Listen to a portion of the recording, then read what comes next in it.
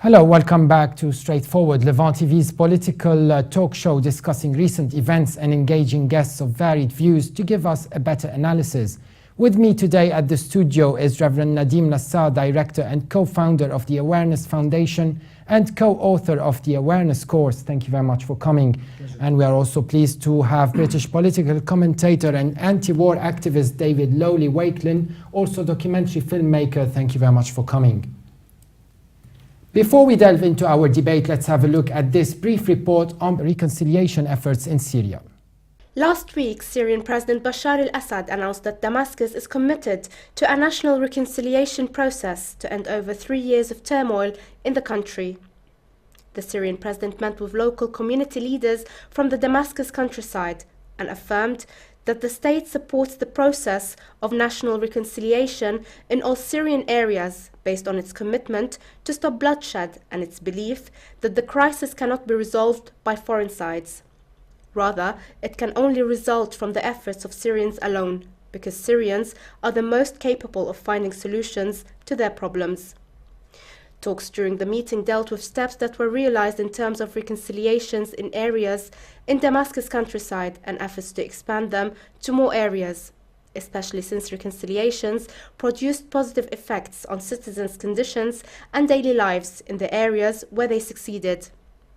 Meanwhile, thousands of civilians began returning to the old city of Homs after rebels surrendered full control of the city to the Syrian army as part of a 4th of May deal brokered by Iran, Russia and the UN. Some analysts say the pullout has implications for the expected coming battle in the city of Aleppo, but many others cite it as a major victory for the Syrian government. Father Nadim Nassar, since the Syrian crisis, the main motive was reform and toppling President Assad's rule, but recently sectarian tensions came to the front. Isn't it about time for serious reconciliation in Syria?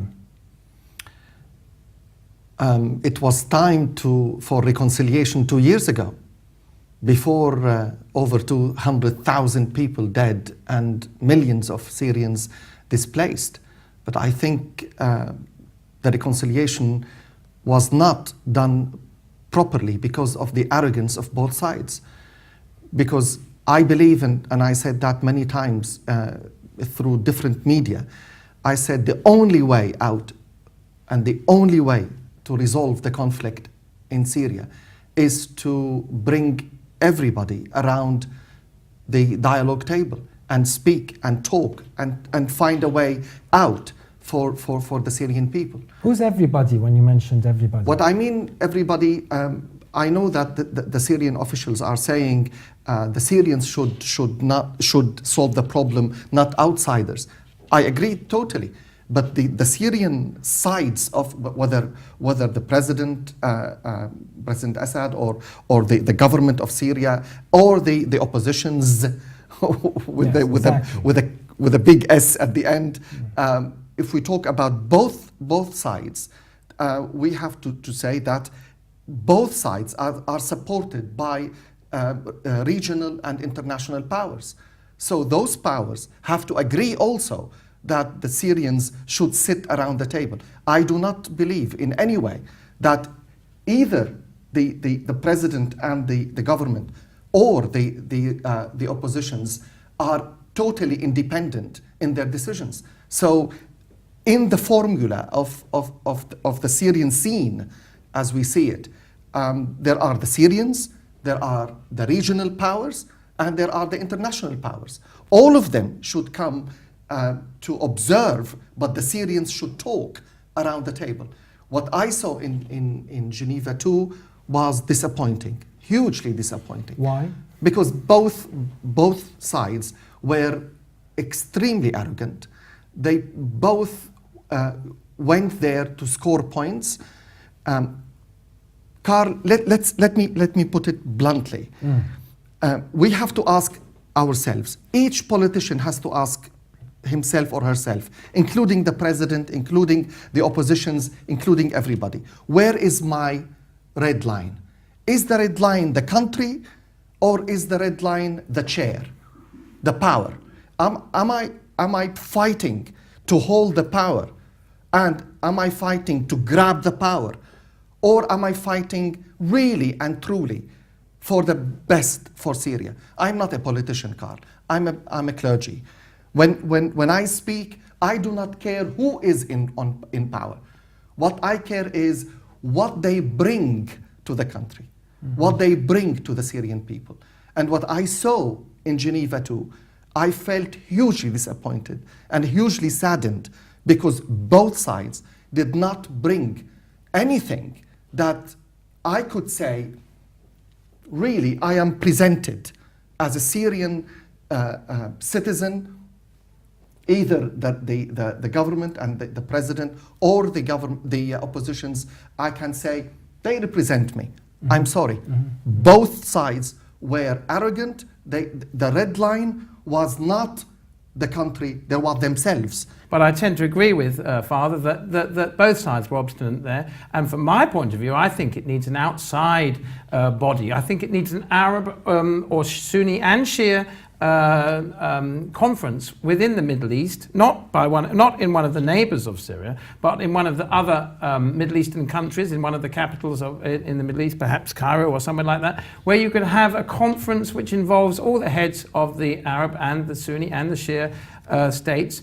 And the first topic on the agenda would be, of course, Syria, but then all the other Middle Eastern problems that are going on. David, Israel, Palestine. you are typical Western, that you say Sunni and Shia, and you forget that we exist even. The Christians No, of in course. the Middle East. Everybody in Syria. Of course, not of course. And of course. Let's talk about the Druze, the Christians. The West is, yes. But this is a typical Western view that we are almost invisible for the West. No, but what I'm trying to suggest is that it's a Middle Eastern conference that leaves out, let's say, leaves out America and Russia and leaves out the West and the Far East, but is concentrated on the people who actually matter, which I agree with you is not just the Sunni and Shia, the Christians, why the Druze, we don't include everybody, including the Russians, the Americans, the Iranians, and let's not exclude, let's include. Yes. The problem with Geneva too, for example, Iran was punished and it was excluded because the Americans didn't like to invite Iran. I think this is arrogance, this is ill mentality, yes. and they exercise this mentality also with the Palestinians and Israeli conflict.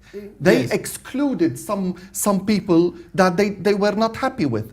But yes. why don't we open the conference to everybody? Absolutely. Yes. Everybody yes. is welcome around the table, as long as we are absolutely clear that the aim of the conference is peace and reconciliation in the country. Yes, I'd go along with that. I agree with that. I think that the only thing is that, of course, that as you say, the Iranians were asked to not partake in Geneva too, and as we all probably know, and we read in all the newspapers, that is from the Israeli or the Zionist lobby. Let's be joined now over the phone by Professor Hisham Ahmed, Chair of Department of Politics at St. Mary's College in Moraga in California.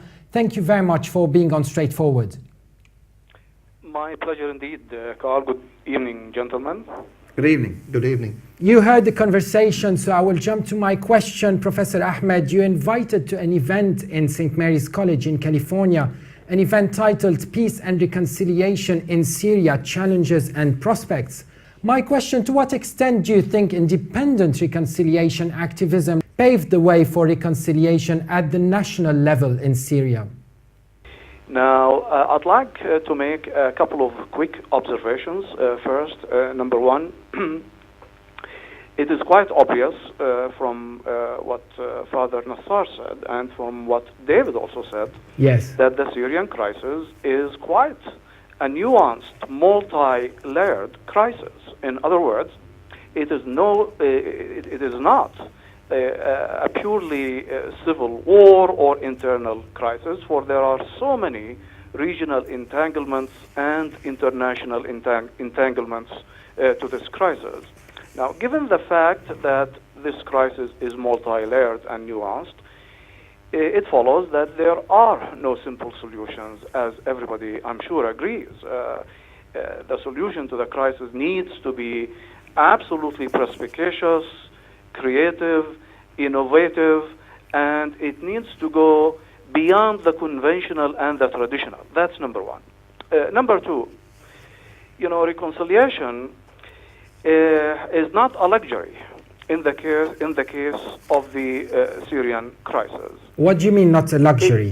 Absolutely. It is definitely more than a necessity. The way I see it is that the alternative to reconciliation is confrontation and fragmentation. That is, one ramification of the absence of consultation is perhaps some of what we see happening on the ground, killing, counter-killing, different groups, even within the opposition, fighting against each other, all kinds of gruesome scenes of, allow me to say, brutalities taking place, so many tens of thousands of people being killed, some being beheaded, others being crucified, etc., etc. That cannot continue. Mm-hmm. Now, in order to bring about reconciliation in Syria, of course, there have to be certain prerequisites met, foremost of which, I believe, and I'm in no position, to tell the Syrian people really what to do and what not to do, but I think there really have to be a serious wake-up process by every Syrian within Syria and outside of Syria, that whatever the intentions of any regional power might be, even the best of intentions, are harmful to the Syrian situation. I fully understand that some of the regional powers that back up some of the opposition groups, which advocate exclusivism, which advocate very narrow types of governance, these regional powers are not interested in seeing a transformation, a democratic transformation in Syria. Rather, from all indicators, they are interested, as a matter of fact, in creating an unprecedented mess in Syria to derail the whole idea of transformation, to kill the idea of the Arab Spring, to send a message to their own people, a message of fear, a message of psychological deterrence, that you see what change brings about, car bombings, daily killings. This is very dangerous. Are you hinting here at the oil monarchies, Professor Ahmed? Absolutely, I am. Absolutely, I am, and I'm sorry to say that their role has not been at all. Father Nadim Nassar would like to get into the conversation. Dr. Hisham, you're talking a little bit vague and a little bit in the air when we say there are regional powers, there are international. We can say there are from now until tomorrow morning. Nothing will happen. But actually, let's name the things in their names. We have regional powers like Turkey, like Iran, like Iraq. We have Saudi Arabia, Saudi Arabia and the Gulf countries, pro and against the regime, pro and against the oppositions. It doesn't matter. We have international players like Russia, United States, Europe, China, Iran. You have plenty of players in the field of Syria. One politician from the Foreign Office said to me, Father Nadim, in politics there are no friendships. In politics there are interests. So I'm not convinced in any way any player, whether regional or international, is interested in the well-being of Syria. They are interested in forwarding their own interests. Is that what you meant when you said he's vague, as in he didn't really Yes, say? well, all the players, no exception, regionally and internationally, they have interests in Syria, and those interests come ahead of their love and support to the country. Nobody sells emotions and friendships in politics. In politics, there are interests, there are ideologies, there are allies and parties. Which is why I was saying earlier that I think that the conference, if there is a conference, a Middle East conference, must involve and not involve the rest of the international community, but just involve all the sides that are taking part. A representative from Iran, Exactly. A representative from Saudi Arabia, a representative from the Alawites, but probably not Bashar al-Assad, in my opinion. I don't think that he could ever be able to govern the country again after the war, sadly, but it certainly should have a representative from the Alawites and the Druze and all the people who are in the opposition of Syria, and of course the other major players, and they should have a conference and all sit down around a table, as you say, Father. Professor Ahmed, why does the opposition view claims that figures who call for non-violence, why do they claim that they are seen as a propaganda for President Assad? Well, that's an important question. First, let me emphasize that I am in full agreement with what Father Nassar said, and academics tend to be somewhat theoretical when it comes to analyzing such very complex crisis. Now, I think there is indeed a discursive problem here, as you accurately stated, Carl. So if one advocates nonviolence, they are labeled in a certain manner, and I think this is quite dangerous. As a matter of fact, this is exactly the wake-up process that I do hope to see, and everybody does, within more forces in the opposition. I do strongly believe that reliance on violence from the beginning, yes, in spite of all the practices of the regime, but reliance on violence did not benefit the Syrian revolution. As a matter of fact, it played in favor of the Syrian regime because violence was countered by violence. However, the advocacy of non-violence requires a lot more strength. And I'm not a pacifist here. I perfectly understand the utility, the use, and the need for power at certain times and in certain circumstances. But I do look at the map of the Arab world, the political map of the Arab Spring. Yes. And I do see that in those situations where non-violence was used, the experience was a lot more successful. Take Yemen, for example. Yemen, we do know that Yemeni society is heavily armed, and the regime there was quite savage and brutal. But the revolution was patient, and it persevered against all attempts by the regime to draw it into the revolution violently, and therefore there was, I would say, an acceptable type of transformation. Look at Libya, on the other hand. Yeah, let's stick to Syria, Dr. Hisham Ahmed. Let me just ask you one more question. You argue that the choice to move from non-violent protests to armed conflict strengthened the rule of President Assad. Even though the president can win, you say he could win the war much more easier than he could prevent a non-violent socio-political movement. You said that at St. Mary's in California. Can you elaborate a little bit more on that? Oh, absolutely. I mean, in any given society, violence is usually would be expected to be countered by violence. And the backers of the violent tendencies in the Syrian revolution, especially from outside, I strongly believe they never had the interests of the Syrian people at heart. To the contrary, as a matter of fact, they had their own interests, as Father Nassar said, i.e. to derail the process of transformation in Syria, because had the process of transformation succeeded in Syria, those regimes would be next. Can anybody tell me or tell us which Arab society now thinks about having a revolution or a process of transformation after what they have been seeing happening in Syria? So definitely, use of violence, especially in the manner we see it, the gruesome scenes have hurt the revolution, have strengthened the hand of the government because the government has been able to respond with more violence, and it has complicated the Syrian situation more than ever before.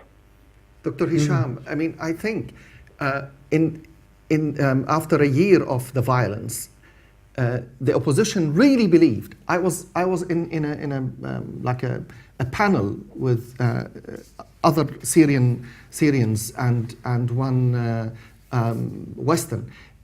In the panel, all five believed that the only solution for the Syrian conflict was through a military victory of the opposition. I was the only one in six. It's on YouTube. You can see it. I believe you, Father. So, and I said, you are dreaming, because one of them said to me, Father Nadim, the Syrian army is paper tigers. And I laughed. I said, I think you are dreaming. If you think the Syrian army will fall in a couple of months, you are dreaming. He said, they are paper tigers. You will see within no time the Syrian army will collapse and everything will finish. Yeah. Militarily. And I said, I will remind you in a couple of years, if the military conflict remains, that military victory is impossible. It will be impossible for Syria. And it is impossible. They have both to agree that through military victory is not going to finish the conflict. But it's not going to happen, is it? What? The end of a military conflict. Well, the only way is to hold what we have done now, and get convinced that through military actions we are only bringing more destruction and more killing and more bloodshed to the country without a resolution. And the only resolution is around the table. And let's learn from history. I lived in Beirut for 7 years during the war, the civil war. Everybody remembers the war in Lebanon. 10 years, which was 10 years, wasn't it? Yeah, it was a 10-year war. We're into 17 years of war. Yes. 17 years of war. I lived 7 of them. And I lived through the worst time in Lebanon. Even the invasion of Israel, 82, I was in Beirut. But we agree that the war in Syria is not going to end all of a sudden. No one's going to, neither side, because they're both obstinate, is going to lay down their arms all of a sudden. It probably will go on for another 5, 7, 10 years. Lebanon, they did not lay down the arms and went to the city of Ta'if in Saudi Arabia and sat around the table. As the war was raging in Beirut, and I was in Beirut. But sadly, it's not going to happen in Syria because Bashar al-Assad is winning. And while he's winning with his air force and his army... I don't think... But do you not contradict yourself here? You just mentioned Geneva talks was a failure. Yes. And later on you compared the Taif agreements while the war was still going on in Lebanon. Yes. So it didn't really prove effective in Syria. We're talking about foreign diplomacy and Geneva II being part of it. Well, the failing of Geneva II does not mean in any way that the military conflict and clash will solve the Syria. So you meant at the Taif they were less arrogant compared to... Oh, exactly. Right. When they came to the Taif, they were all convinced that we are not going to obtain military victory. Let's solve the problem around the table and compromise. But and the city of Ta'if stopped the war. But Geneva II proved that it doesn't work, that so much as with the international community involved, with the 5 veto system in the United Nations, which is after all the peacekeeping body that the world has, or the only peacekeeping body that has, it will never work and cannot work whilst we have this 5 veto system that goes right back to the Second World War. You are not going to stop fighting in Syria because President Assad believes he's winning with military force, and at the moment in Geneva too, President Assad was not winning. Well, he wasn't winning the dialogue. They made a point, but it was made a strong point there, though, that they really. It took a lot of good feedback somehow, especially Walid Muallim's speech over there. But we have to agree, Carl, we have to agree that what happened in Geneva too, regardless of the failure and the fruitless conference, we have to agree what happened in Geneva was historical. I think Dr. Ahmed wants to interfere with us here. Just to restate the obvious, as they say, I think we all recognize and know that the military solution has proved to be absolutely bankrupt from all sides. Absolutely. Nobody, no side can cancel out the other. Exactly. No matter how much brutal force or brute force That's very true. is used. That's number one. Number two, and again, I'm reminding ourselves of the basics, but because sometimes, often one in the heat of the discussion tends to overlook, unintentionally, of course, the basics. The second basic is, at the end of the day, there will have to be a negotiated political settlement to the crisis in Syria. Now, yes, but Professor Ahmed, sorry to interrupt, for this reconciliation to happen, how would you weigh regional pressure on the rebels to submit their weapons? Well, that's what I was heading to, actually. Thanks, Carl, for asking this.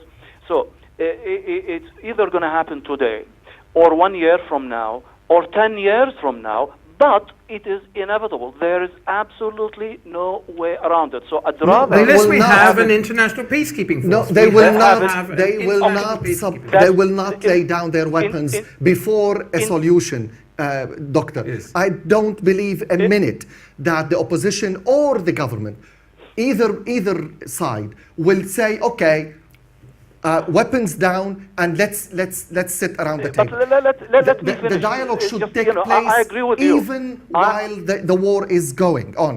No, I agree with you. Now, you know, for something of this nature to happen, there is a compelling need for an international will. Exactly. The international will has to be ready, Exactly. to put an end to this calamitous situation. Yes. But for the international will to be formed and shaped, there has to be a broader, wider Syrian initiation. When I see more and more groups are joining from within and from without, from outside, to try to work towards political settlement, I think these are excellent beginnings, and I believe they can be capitalized on. You see, I know Carl wants us to stick just to Syria, but you see, everything has to be contextualized. Take the Rwanda, you know, slaughter, for example, Yes. for goodness sakes. You know, it took really more than 800,000 people to be killed, but both sides in the conflict finally realized that that killing cannot go on. Reconciliation is the only solution for societal problems. And for reconciliation to exist, regional powers, all of them across the board, have to be made to understand by Syrians themselves that they are making a bad situation much worse.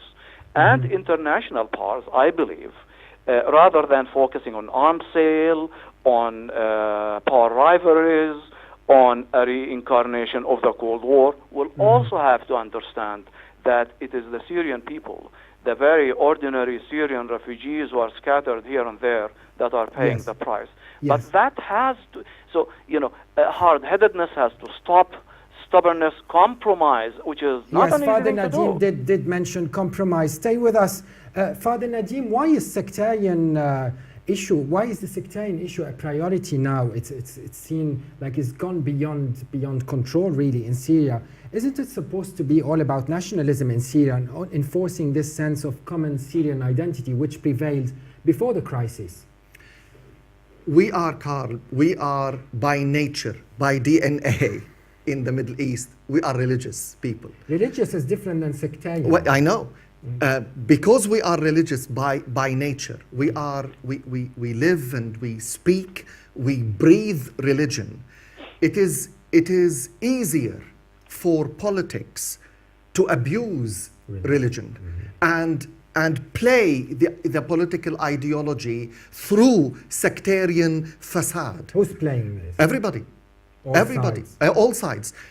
On one hand, we have to admit that Syria has become the dump of jihadists from all over the world in Syria. Do the Syrians buy into this jihadi and takfiri thought? Some are. Who? We're What- buying. It's not just the dump of into the it. religious, and it's not just the dump of the sectarians and the religious fanatics, the jihadists and so on. It's the dump of the whole world at the moment. The problem is it's the geopolitical dump. It's the dump is. for the It arms is. trade. It's the dump for the oil trade. It's the dump for both sides, Russia and the West and the East. Everybody is using But Syria as a black hole. the killing machine Yes. is taking, I agree with Carl, is taking a mask of religion, sectarianism. Of course, which And- it has done in yeah, many other on- places as well. On of one course, side, yes. on in one Iraq as well. Yeah, you on know. one side, I'm here not underestimating a single suffering Syrian here, but I'm saying for the Christians, for example, just an example, not lifting the suffering of the Christian above any suffering. For the first time in very long time, Christians are being killed in Syria for being Christian, not for political agenda. It's not by the Syrian army. No, not by the Syrian army. But I'm saying they are being killed by foreigners, by Takfiris. takfiris, by jihadists, Jihadis, yes. just for being Christians. Because And the same they thing's don't happened. The same thing understand. has happened in Iraq, and the same thing has happened in Yes, Libya, but because of the those vacuum that's foreigners, been David, left behind. Yes. These foreigners do not understand the fabrics, the social fabric of society in Syria. They don't understand But we have to that look Syria further. was 7 centuries Christian Yes. before even Islam started. But we have to look further and understand who is financing the jihadists, and then we look to see it is sectarian, that it is the Saudi Arabians and the Qataris, the Gulf states who are financing the one side for the two reasons. One is because they don't want to empower their old opponents, Iran, and the second one is they don't want to see the revolutions arriving in their own doorsteps. So it's much easier for them to finance the jihadists who are killing, sadly, very much sadly, the Christians. Until the world realizes that the only peace body we have, the United Nations, is in disarray and doesn't work with its five veto system, nothing is going to change. And the black hole that is Syria, the death hole that is Syria, at the moment, none of us, we all agree on the one thing, that the only way to stop this is to have talking around a table. But until we can get the big geopolitical powers of Russia and America to sit around that same table, it's not going to happen. And very sadly, it's on a self-destructive path. Professor Ahmed, do you agree with David? Well, I absolutely do, but I would add that, this has to start from within Syria. And what I mean from within Syria, I mean from within Syrian society, wherever Syrians are. In other words, it's really Syrians themselves who have to realize that they are giving ammunition, let me say, some Syrians, ammunition to some regional powers to meddle and interfere in their own affairs. And they are making it possible also for the big powers to turn Syria into a proxy war. This requires serious, hardcore thinking on the part of everyone involved in the conflict in Syria. There's no way around it. It is inevitable. It needs to be done today, not tomorrow.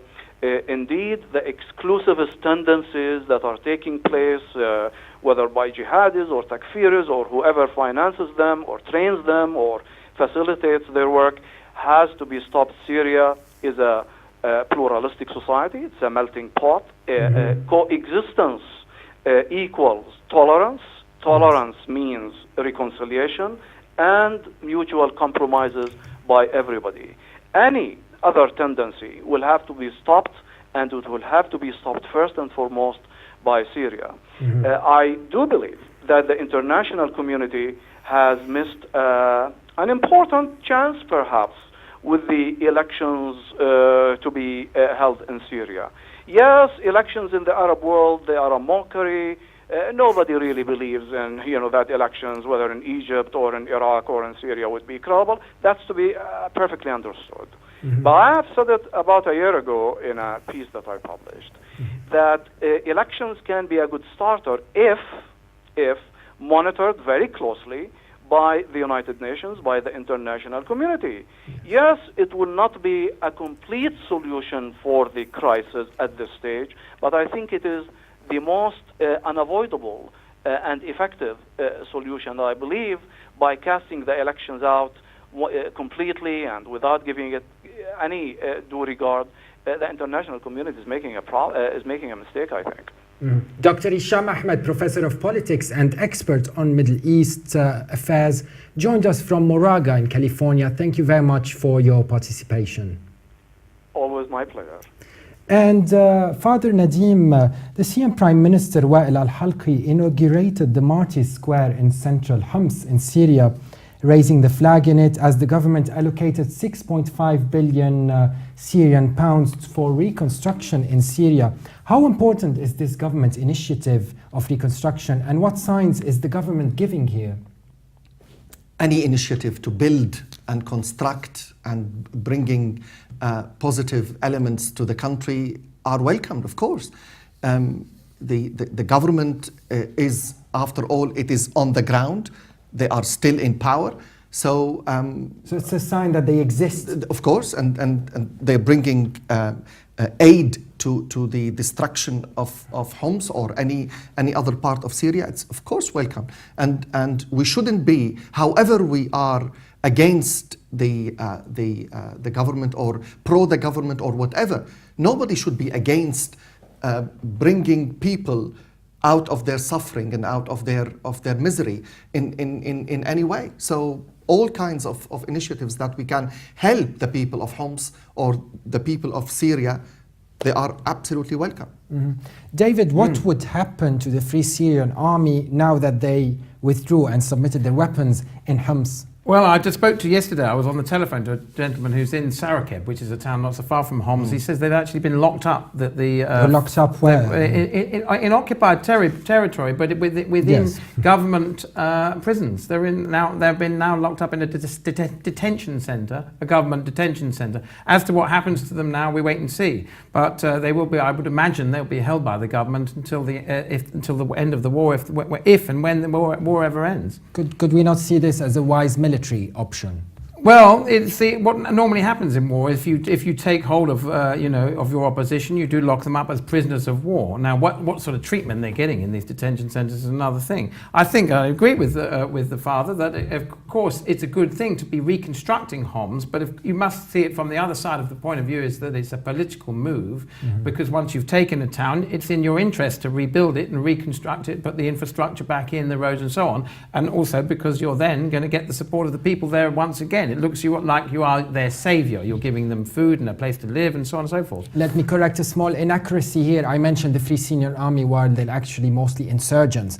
And speaking about locking them up, many of them are fleeing via Turkey, which is a gateway to Europe. So what are the concerns there for them bringing terror, whatever they've been practicing in Syria, to European soil? Well, there is. I myself have been to Syria, into the rebel-held side, and I was very easy to travel through Turkey, from Hatay right through an olive grove into the. It's a very porous border all along there, as it's a porous border along the Iraqi border into Syria. They are imposing more restrictions now around the borders. Yes, of course, but what it means is that when you have a war anywhere in the Middle East at the moment, you will get jihadis, you will get insurgents, as you call them, from all different groups that the international community like to label Al-Qaeda, which but often aren't. For example, Al-Nusra have no links with Al-Qaeda. ISIS who were the Iraqi one, have now been kicked out of Aleppo, which is still the biggest city, don't forget, in Syria. They've been now kicked out, but there will always be foreign insurgents whenever you have a war within any of these Middle Eastern countries. And it wasn't, let's face it, in Homs, it wasn't the jihadists that have just been defeated and now being locked up. It was the Free Syrian Army, who are Syrian people who were fighting against Assad, many countries around the world, not only in Europe, many countries around the world, including the United States and regional countries, are very worried about those jihadists who would leave exactly Syria. What my question leaving Syria, coming to England or Holland or Belgium or the United States even. Are we getting back in the West angels? Well, no, they are brainwashed before they went there. Of course, but now they are more indoctrinated, more more vehement and equipped and brainwashed, and they are not coming back as angels or normal citizens to resume their lives as if nothing happened. Yes, we haven't had any evidence so far. It's interesting. We have this. The new often appears in the news. The neocons and the people who want to use the politics of fear in our countries and in the West often say that these jihadis will come back and bomb our own countries, and yet every single one of the atrocities that's happened in our own country has been homegrown by homegrown jihadists who are delusioned and brainwashed by. But David, don't you people with see self-interested imams and so on. Don't you see that the West is playing double standard? On one hand, those groups, whether Al-Qaeda or something like Al-Qaeda, like Jabhat al-Nusra, everywhere in the world, they are terrorists, except in Syria. When the West looks at those groups in Syria, they don't see them as terrorists because they are helping the opposition. Well, yes, I know they are aware of them. They're aware of them. Before you continue, David, there have been attempts in the south of France, terrorists threats that were stopped by the French police Yes. recently, in the last 2 months actually. Which have been people returning from Syria? Yes. Yes, okay, fair enough. Some people, of course, there's going to be some that will There were come back concerns and in the there UK. are, and the concerns are genuine. If there's a war going on in the Middle East and it involves jihadists who are, as you say, being brainwashed into believing that they're somehow going to be rewarded with, virgins in heaven if they blow themselves up. That's in not some, just a rhetoric happening in Syria, to be fair. It does happen in Europe as well, Yes, in and some it does pockets, need which is dealing. not really the subject of our discussion, but it starts in Europe, unfortunately. Yes, Yes, absolutely. but it does And, need dealing with. There's no doubt It about definitely it. needs to be dealing with Yes. by European authorities in this case. absolutely. Yes. But that's not our subject. Father Nadim, how important is the return of the people of Homs? We've seen waves of them going back to their hometowns. But what guarantees do these families have when it comes to stability and security? There is no stability and there is no security. I mean, they are On what going grounds back. are they going back then? They are going back because the opportunity is there to go back and see their houses, their life, their streets. They felt, I want to see my house, even if it is destroyed. I don't care, but I want to see it. I want to feel my presence in my street, which I totally understand, and because I would feel the same. Did As you long go as to it's under Syria I any haven't time been. recently? No, I haven't been to Syria recently, but I can understand fully this eagerness and the passion to go back to your alleyway Hometown, and yes, hometown, of course. and especially if it is the old city, it is more intimate atmosphere socially. So they want to meet their friends and their neighbors, and They're going back knowing that they're only going back under the protection of the Syrian Whoever army, the- under protection of Assad. Yes, What's wrong so with they that? won't be being bombed. What's from now wrong on. with that? What's wrong with having Well, no, protection but of they- your state whoever army? is protecting them, they feel they are protected at Yes, the but moment. they don't. Yes, but what I'm trying to say is that under that thing, let's suggest then that later on the Americans now, just today we hear that the opposition leader is in London. Yesterday he was given $180,000 by Obama, and they now buy a lot more weapons. They could take Homs back, Of course, and then because Homs of becomes. that I said so I the- started my statement Yes, with of saying course. there is no security, Exactly. and there is no No, there's guarantee. no security. And all There's you no know is guarantee. that at the end of your road at the moment, in Homs, you'll have Assad's roadblocks. But who's to say those roadblocks won't change? One question, Nadim, Nassar. How would you comment on the resignation of UN and Arab envoy Lakhdar al-Ibrahimi?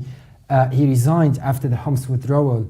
Can we say that field reconciliation, like what happened in Homs, proved more effective than foreign diplomacy and mediation that took place behind closed doors in foreign capitals?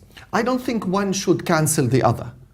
I don't think because there are reconciliations on the ground, then the foreign or the outside help and attempts, diplomatic attempts to help would be either or. I would say both and more. As long as we all work for the well-being of the country, the more the better. So I don't believe that the resignation of Al-Akhdar Ibrahimi should be linked to the success of the negotiation in Homs and feeling that, well, they are doing it on the ground. What am I doing here? No, but I think I agree it's with not you. either or. It's a terrible thing that he did resign, and the same. Why way is as it terrible? Well, because it's like giving up. I think the point is this is a peace. This is a person who is the United Nations. Again, this is the World Peace Body. Kofi Annan resigned at And some Kofi point. Annan resigned as well 2 years before, again over Syria. So that means that two representatives of the World Peace Body, the United Nations, have now resigned, saying, "I give up." Which now, if we're saying, as we're all agreeing, everybody here is agreeing that the answer to this is negotiation, talking, international inclusion. If the two main guys from the United Nations have both given up, what message does that send? That What probably doesn't? says that field reconciliation from the fabric, the Syrian fabric itself, perhaps prove more effective. Well, yeah, but what message does it believe send? so. No, I agree. I wouldn't have resigned. No, If I exactly. were him, I wouldn't have resigned. No, what message does it send to the not only the dictator? message it sends. It means when I give up, when I give up, I'm saying go and kill each other. Do you think because he So- wasn't neutral? I'm not assuming. I'm asking. I can't assume Ibrahimi. I have a huge respect What do you think, David? for Ibrahimi. Well, I agree. I don't know why he resigned. I thought it was very interesting. Do you think he was neutral, though? Do you think he was neutral? I think he probably was neutral, yes. But then perhaps in the next few weeks we'll discover why he really resigned and whether he was really neutral. Because I always think it's very suspicious that the United Nations headquarters are in New York. I found it suspicious. Well, because it's obviously all the employers and so on. It must be a lot of Americans working there, which is one thing. I mean, it's a little bit bad. But the other thing was just 2 weeks after Kofi Annan resigned on the Syrian thing, he just happened to be bringing out a hardback paper, a book of his own. I'm not suggesting in any way that that was connected, but what I mean is I think that I totally agree with Father that if your job is to try and bring peace to a country and get people to sit around a table, do you give up halfway through the job? Mm-hmm. And what's going to happen now with the international peace thing? Before we move to our next section, my last question for this section, Father Nadim, in your opinion, what are the elements that would make this reconciliation a national phenomenon spreading out into all of Syria?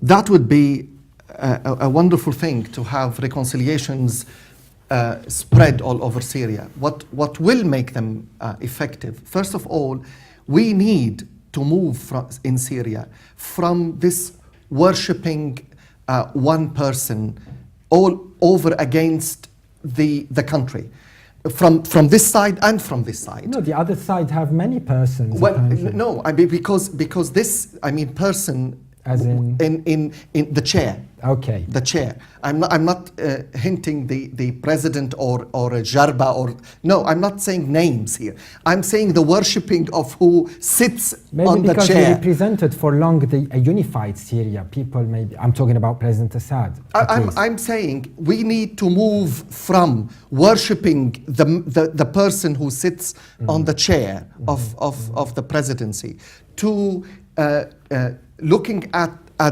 the person who is sitting on the chair as a servant to the people of Syria. Yes. So instead of we serve him, whoever he is, he should serve the country. That's how the shepherd looks after the sheep. Not the sheep look after the shepherd and bow to him.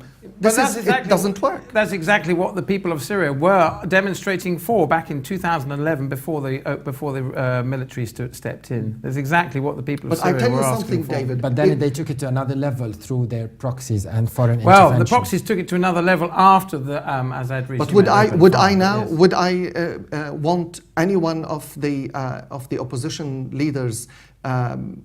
Would I want to see any one of the opposition leader sitting on that chair? I would be worried very much. Well, the Syrian very people much as a Syrian. No, quite right. I tell you. Yes, but I'm not saying Assad is the solution. But I'm saying whoever the alternative is. We are coming to the alternatives in our next section where we will be discussing the presidency.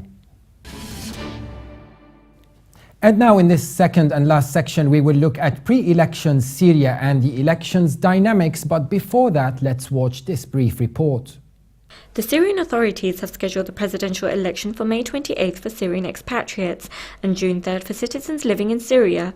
The Syrians are divided over the presidential election, and so are the countries of the world. President Assad is running against two relatively unknown competitors, Maher Abdel Hafiz Hajjar and Hassan Abdullah al-Nouri. Hajjar is from Syria's second city of Aleppo and is an independent MP and former member of the Communist Party. And Nouri is a Damascus businessman who is a member of the domestic opposition. The Friends of Syria group warned Syrian authorities about holding the presidential election and said that the results will be illegitimate, but Russian officials and their allies assert that the Syrian presidential election is an internal Syrian matter. The Syrian authorities are not allowing in international observers whether or not they are affiliated with the Arab League. However, they have stressed that the elections will be monitored by the judiciary, the media and civil society institutions in Syria. Analysts say with the ongoing conflict, voter turnout could be affected, especially now with huge numbers still displaced. Father Nadim, should, although not likely, but should an Islamist government take over in Syria?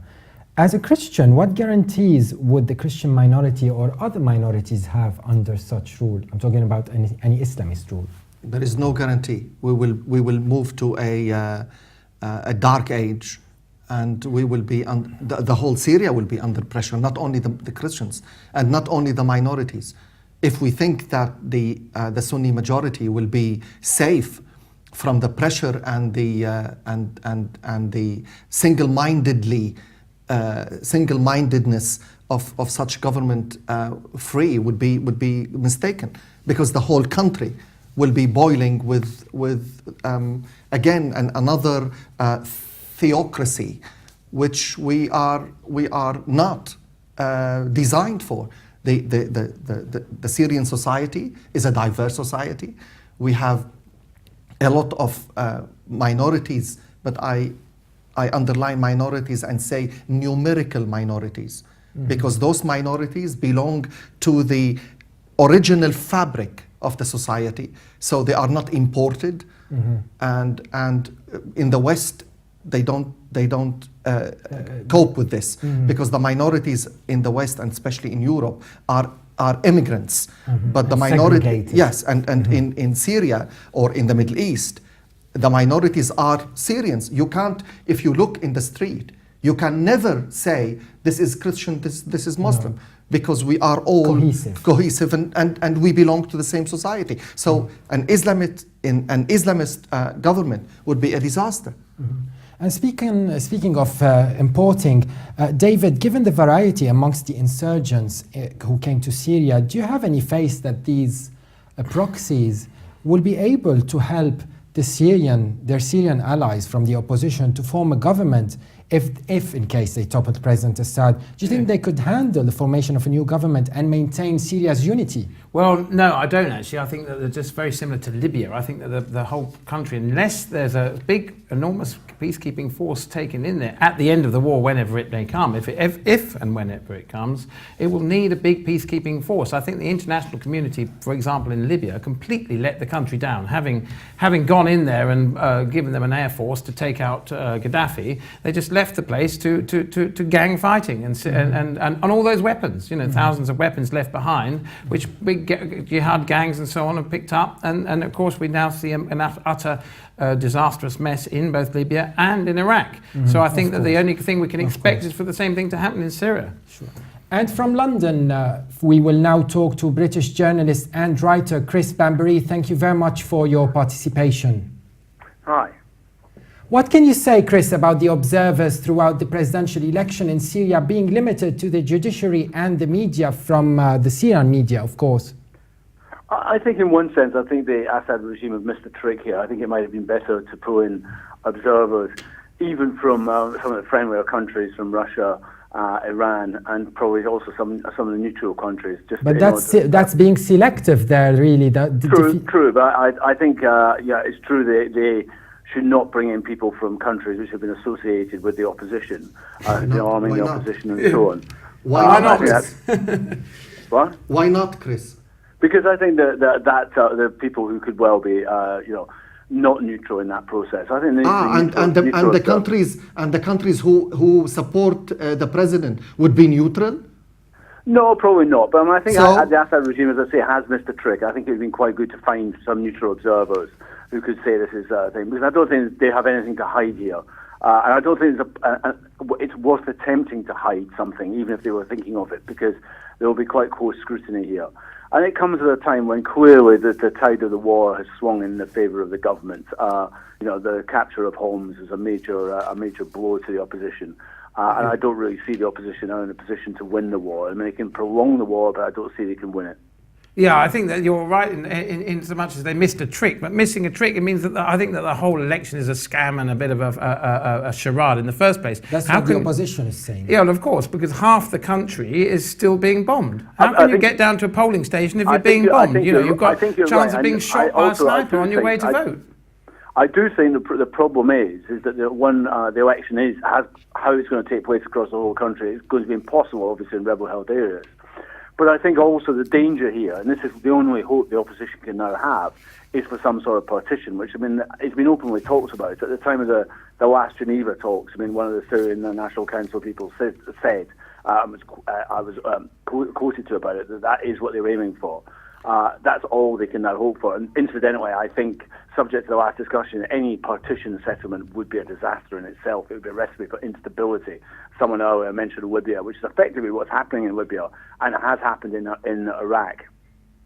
But Chris, the question is to ask, without taking side, I mean, just looking at Syria, is the country ready for an election?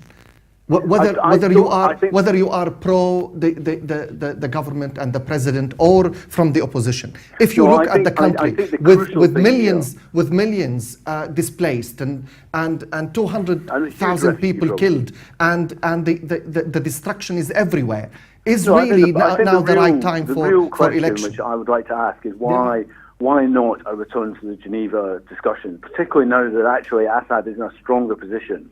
Isn't this time actually to return to diplomacy and the discussions which were had in Geneva, which if they took place incidentally, I would like to see involving Iran as well as Russia, because I don't think you can subtract Iran from the Syrian question. No, quite right. I agree with that entirely. But you also can't have elections whilst the biggest city in Syria is still under rebel control, which is Aleppo, which is. But it's not under complete rebel control now. And unfortunately, I think that we'll see.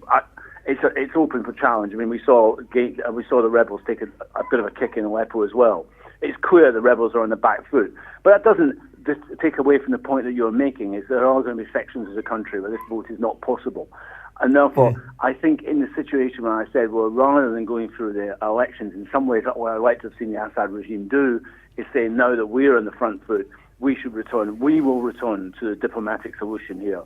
That would be to their advantage. It seemed to me to their advantage to do that. Yes. Chris, how would it look to you if President Assad was to be re-elected anytime soon? I suspect he's going to be re-elected. I think I'm not a gambling person, but if you were to take a wager on the result of that election, I think there's no question that Bashar al-Assad will be elected again, which does raise issues, which is why I think they needed to make sure that election, given all the difficulties, but with the election they are taking place, whatever the question marks over it, it has to be run squeaky clean. But Dr. Assad is gaining momentum in Syria, and chances are militarily. But chances are, but unfortunately, that is what it's come down to. I mean, a lot of the opposition who did not go along with the military struggle have now effectively ended up breaking with the Syrian National Council and the other groups as well. So why can't he become camp in Syria? Why can't, instead of going into a vacuum, a power vacuum, and Carl is right, we can't go in a just a chaos in the country. He will be an acting president until the conflict comes to an end. But to go through an election in this way is not constructive for the country. What does the Constitution say? I don't know, but the Constitution does say that it's time for an election. Well, yes, but then you don't want it to happen. You just no. But the Constitution doesn't say in case of war what will happen. No, of course it should. Because of that, I mean, the Constitution does not solve the problem because we are in a state of war, in state of conflict, internal conflict. So because of that, if he becomes an acting president, he's not holding the power as a president because his time is over. He will be an acting president and in Arabic tasir amal. Caretaker president. Caretaker president. And Chris, would the results affect, if President Assad wins, would the results affect the international community's stance on Syria, or would there be sanctions? The battle lines are drawn there. The West is not going to change its position. No, nothing's Clearly, the Saudis, Qatar are not going to change the position. And on another side, Russia and Iran aren't going to change the position. Not even if Dr. Assad won the elections by a landslide. I don't think it's going to make one iota of difference. I mean, essentially, your position on the elections is decided already. Because we reflect on the street in Syria and the momentum that Dr. Assad is gaining. That's all. We are not speculating. What it means is that when after the election's over and Assad has won, and no doubt he will win by a massive majority, as we will see, all that does for Assad, it's a propaganda election. It's an election which is to prop up the support he's going to get from Iran. Do you agree? Once he's won the election, he's got Iran right behind him again. If I were the president, and has expanded his base inside the country, which is one of the reasons why he's winning. It's not just simply because he's got the military advantage.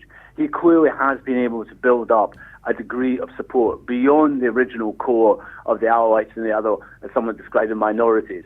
But he's clearly done that because people have looked at the opposition, in particular the Wahhabi Salafists, and been repelled by that. And clearly many people have drawn the conclusion, rightly or wrongly, better the devil you know than the devil you don't know. And looking at Iraq, particularly looking at Iraq, actually you can see the warning signs of what could happen there. Yeah, but I don't think that's necessarily true. I don't think who have we actually heard, apart from a few commentators, actually saying that Assad is the better devil we know. I don't think anyone is ever going to accept Assad. I'm saying that people have drawn that, people inside Syria, a grouping of people clearly have drawn that conclusion. But how I'm not healthy? arguing it myself. Chris, but how clearly healthy is it? He has been able to build and develop his support inside the country. How healthy is it to build on such a saying, the devil you know? Is this how we want to build our country? No, is this it's not. how we want to build Syria? Is the devil we want? Syria, we don't want unity. the devil there. We want somebody who brings peace and prosperity to the country. And unity, and national unity. Yes, we all agreed on that. Chris Bambury, also leading member of the International Socialist Group in Scotland. Thank you very much again for being on Straightforward. Thank you, gentlemen. Take care. So you really believe that you don't want the better of two evils. You want the right person to rule the country. I want the president to continue, not through an election. If I were the president, I would not have held the election now. It's the wrong time, the wrong situation, and nothing is giving a proper and healthy messages to the international community and to the Syrians that things are on the right track. Even the opposition is saying there might be some power vacuum if they do not. What I'm saying, elections. yes. I respect your opinion. Well, fine. I'm not pro power vacuum, but you prefer a caretaking president. But I am not also pro seeing Syria in such a circus. It's not healthy. That could be a message to the international community when the Syrians actually choose, be it Mr. Assad or anyone else. Well, the question is, are the Syrians choosing? No, of course not. This is a propaganda election. That's the question. It's a propaganda election. Who's choosing? It's a propaganda election by Assad to show the rest of the world that he can convince them, even if it is a big sham, that he's still in power, that the people want him to stay in power, that he's backed by Iran and Russia, and that he can just carry on and keep going. But we all know it's a sham, and in the end, my personal opinion is that he should be taken... on facts. But these are facts. What are the facts well, when the they are facts are sending that the half the ballots country, to even the refugee camps? I'm not defending anyone there. No, but the facts are that yes. half the country is still in the occupation of the occupied forces. The facts are that the biggest city in the country, Aleppo, is still in the control of the rebels. The facts are that 9 million people are displaced. What are they going to do? Have a postal vote and vote into vote? Could we not say... And without any observers other than the Russians, how are we going to guarantee that that these are genuine elections in the first place? But could we not say, for example, you mentioned Aleppo, could we not say with people being under rule of insurgents or the Free Syrian Army even in Aleppo, would they not even also control the voters and forbid them to get to the ballots? Of course they of course they could. So you have to have an international because of that, I asked the question, is the country in a healthy situation to have an election? I'm not accusing only the president of being dishonest with the people. I'm saying, is the country in general in a healthy situation to hold such an election? Because those areas under the opposition rule, they will be not free also. And I believe no Syrian is going to go with the freedom we want, that when I put my paper, I know I'm making a difference. Exactly. Yes. That's how it's supposed to be. And from Latakia in Syria, we are now joined by political analyst Nidal Aisi. Thank you very much for being on Straightforward. Thank you very much. Good evening to you all there. We've seen today in various regions in Syria rallies celebrating the forthcoming presidential elections. Can we say, Mr. Naisi, that democracy is being practiced at this stage, especially that there are many candidates to the post and not just one or two? Well, in fact, good evening to you all. First of all, let me tell you something important, that the so-called Syrian revolution is being collapsed systematically and dismantling because of the good and successful strike of the Syrian governmental army. Secondly, I don't think that this kind of democracy in Syria, democracy can't be imposed. It's not a prescription to be imposed on people in one day and to be taken, and so that the next day we will wake up and be Democrats. I think what's happening today in Syria is kind of emotional support to President Assad, to the Syrian national state, which has been a target of destruction and aggression for the past 3 years by, several states in the West and the Arab countries, and along with Turkey. That's what's happening today. Most of the Syrian people now are standing with their leadership, with the Syrian legitimate leadership, with the President Bashar Assad. They are viewing him as the legal and the legitimate president of Syria, because he has in fact protected Syria from dismantling, from he succeeded in fighting the terrorist gangs and Al-Qaeda mercenaries who are being named as Syrian rebels or Syrian revolutionaries. They are in fact mere mercenaries who came to Syria to destroy Syria and to destroy the infrastructure in Syria. Mr. Naisi, also, did you see any signs of protests in the street during these rallies, or were they all supporting President Assad? Excuse me, sir, I couldn't follow you well. Yes. Nidal, did you see throughout these rallies in various areas of Syria, did you see any signs of opposition to the elections itself, or were they all celebrating these elections? Well, in fact, as I told you, they view the people in Syria are celebrating now victory. What's happening now, it's being rumored and circulated over the media that there are kind of reconciliation. It's not any kind of reconciliation. It's in fact a total collapse of these terrorist gangs and mercenaries who were brought into Syria from different states and with full sponsorship of Al-Qaeda. Yes. Mr. Naisi, let me ask you, Mr. Naisi, about the elections in areas which are under the control of the rebels, like Aleppo, for example. How would people living there, how would they be able to vote? Well, this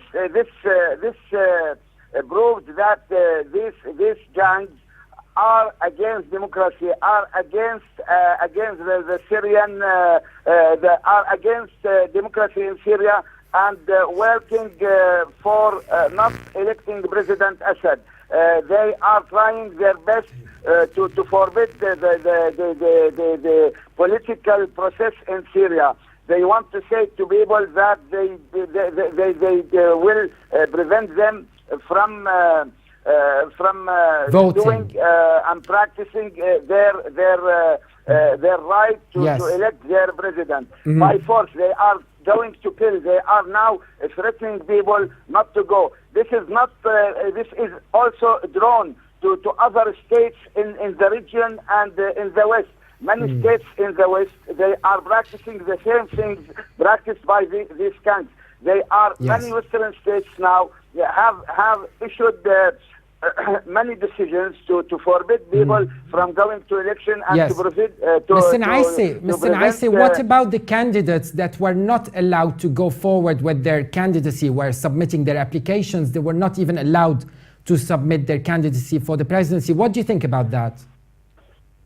Yes, why do you, I want to ask you, why do you want Syria to be more democratic than United States, than France, than Britain, than any other Western country? In the United States, we have two candidates. In France, we have the two candidates. Yes, but anyone can go forward.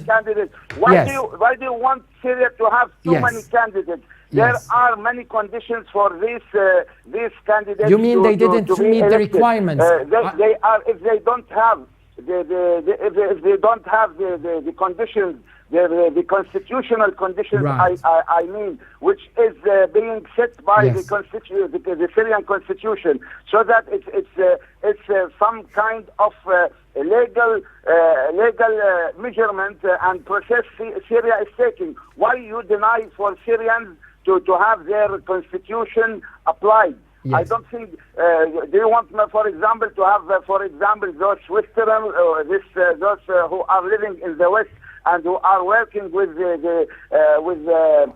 foreign organs, foreign intelligence organs, to come to Syria and be candidates and be elected as president? This is against logic, against law. Yes, no Mr. Naisi. Can I go now to the United States? Can I go to the United States or Britain as Syrian citizen? Mr. Naisi, what about the people who live overseas outside Syria and even in the refugee camps in the Lebanon and Jordan, and even the Syrians in the diaspora, like here in the UK or in the United States? Will these be able to vote in foreign embassies? The United States and Western countries have issued decisions not to allow people to practice their rights in elections. They can go, but the Western countries, the Western governments can't allow, or will not allow these people to go to elections. What are they fearing? What is the reason, do you think? Excuse me, this is one thing. The other thing is that many of these are members of the terrorist gangs and families of those who have fought the Syrian armies, who have destroyed the infrastructure in Syria. Yes. These are outlaws. They don't have the right to. Can you in Western countries, in the United States or in Britain, are you allowing the outlaws to go to elections and elect presidents or practice democratic process? I don't think so. Why you want Syrians to be more democratic than the Western states? Yes, my last question, Mr. Naisi. Why, in your opinion, President Assad still enjoys this huge support and is most likely winning a new presidential term despite 3 years of bloodshed in Syria? You know, first of all, we must know that the bloodshed in Syria is not caused by President Assad. President Assad is not responsible for the bloodshed in Syria. The bloodshed in Syria is caused by people whom Dr. Bashar Jafari, the Syrian envoy to the United States, has explained and declared very well yesterday. Our guest here in the studio, Nidal, our guest at the studio, David Lowley, does not seem to agree with you, so let's allow him to talk a little bit. Yes, so I was just wondering then, none of the bloodshed's on the side of President Assad. So the barrel bombing in the middle of the night through residential areas of Aleppo and Sarakeb and some of the other towns don't exist? Excuse me, can you repeat that? I am outside and the coverage is a little bit bad. Yes, Mr. Lowley was saying that what about the barrel bombings in Syria in the middle of the night against civilians? In the civilian areas. I was asking you were saying that the bloodshed in Syria was not the work of President Assad, but I was asking, therefore you're saying that the bombing we hear about and that we've witnessed in residential areas, which is a war crime, that's been going on day and night, 24 hours, and the numbers which have been put in of over 50,000 people killed, only half of those have been actual fighters, the other half have been civilians, about 50,000 civilians. You're saying they had nothing to do with President Assad? Well, very good. That's a very good point. I want to illustrate. Dear friend, dear colleague, you know what's happening in Syria, that there are too many tens of thousands of foreign mercenaries who have been brought in these residential areas, and they are fighting the Syrian army from there. What do you have if you have in the West too many mercenaries came into residential areas in any place in Paris or London or Washington or Philadelphia or any place in the West? What are you going to do with them? What would you expect from President Assad to do with these mercenaries? President Assad is not killing, is not bombing civilians. These mercenaries are being hidden and are being done or hidden among or inside these residential areas, and from there they are fighting. Most of them, 80% of them are not Syrian. We have to remember this very well. Nidal, one last question. Sorry to interrupt. One last question to you. What would be the reaction of the regional states which are backing the rebels in Syria? If President Assad wins another term, what would their reaction be? Well, in fact, President Assad now is viewed on a large scale in Syria as the protector of Syria. President Assad fought these mercenaries. President Assad is fighting Al-Qaeda. Mr. Al-Jarba, you know Mr. Al-Jarba? Yes, he's in London today. Mr. Al-Jarba. Good evening. Hello. Yes. Hello. Yes, we can hear you. Mr. Al-Jarba defended Al-Nusra. Al-Nusra is considered by the United States as a terrorist gang, as a terrorist organization. And Mr. Al-Jarba, who yesterday met with President Obama, is a representative of terrorists. He is not a so-called revolutionary or if President Assad is now defending the Syrian borders and the Syrian civilians. We respect your opinion. Thank you very much for being on Straightforward. Nidal Naisseh, Syrian political analyst, joining us over the phone from Latakia in Syria. Thank you very much indeed. Thank you, sir. Thank you very much. Thank you.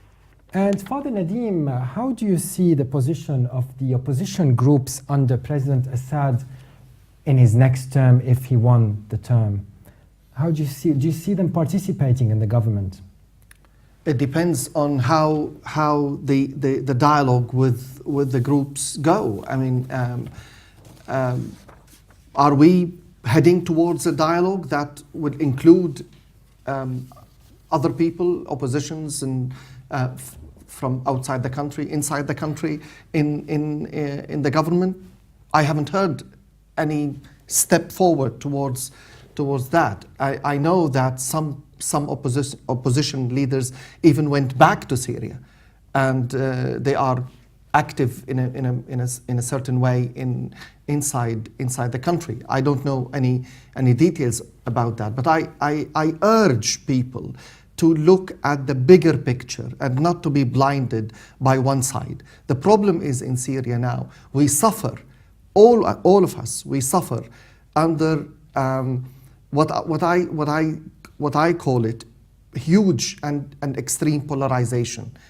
When I listen to Mr. Naisseh, and with all respect, and everybody is entitled to their opinions, I would say he is blinded with one side of the whole, what is happening in the country and regionally and internationally.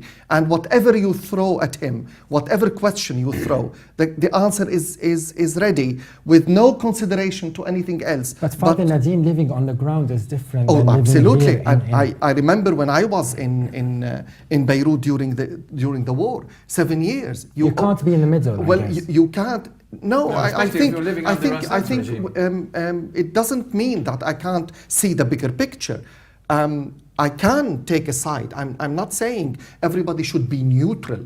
No, but when I take a side, let me just leave a margin, a very, very, very small margin, to listen to the other. And give them the benefit of the doubt. And just listen to the other and see that I do not hold the absolute truth about anything.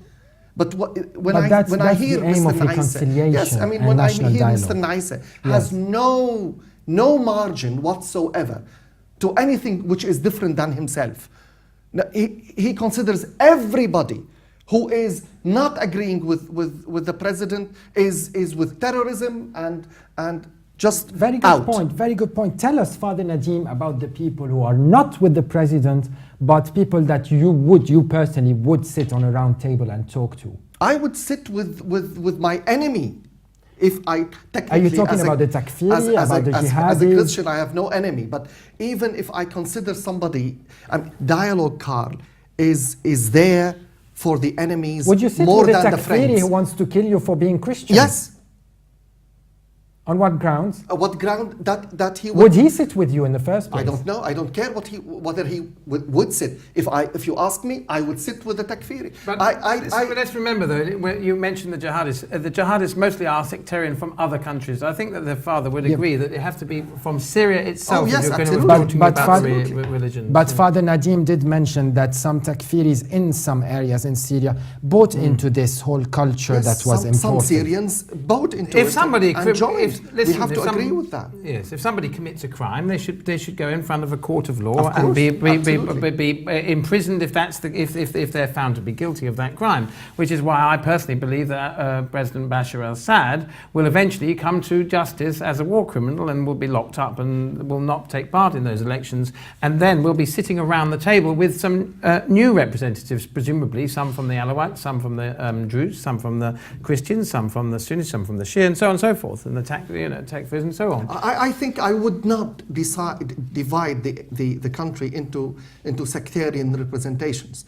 No, but people who want to step forward, I'm suggesting that if anyone wants to step forward and is legitimately able to put themselves forward as a candidate within the democracy of an election, it doesn't matter which background they're from, exactly. They have the right to speak. But also this concept of democracy is very, very elastic concept, and we usually say democracy.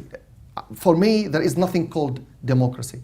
Democracy should emerge from the context of the country. Yes. We shouldn't import it. That's a political context. Yes. Father Nadim, my last question. Syria is in dire need for reconstruction. When this crisis comes to an end, hopefully soon, do you think having President Assad again in power might affect foreign aid to Syria negatively? And it seems we are heading towards that, that the president will be again a president officially. Would the war stop? Before we talk about the foreign aid and assuming it stopped, and I'm talking about reconstruction in case it stopped. Well, even if the war stopped, on what terms the war stops? I don't see it stopping. Reconciliation, national dialogue, a compromise, a redistribution of power within the government. Not necessarily a step down from President Assad. That's not the only thing that will make things work. If we can reconstruct all that and still accept that the president remains a president, in this case, the international community must listen to the Syrians. I think after all, the ultimate word is for the Syrian people. But when the international community is convinced that this word is a free word. At this stage, I have to wrap it up. We will get back to Syria in another episode after the elections, where the results will make it easier to assess the situation. I would like to thank our guest from California, Professor Hisham Ahmed, Chair of the Department of Politics at St. Mary's College.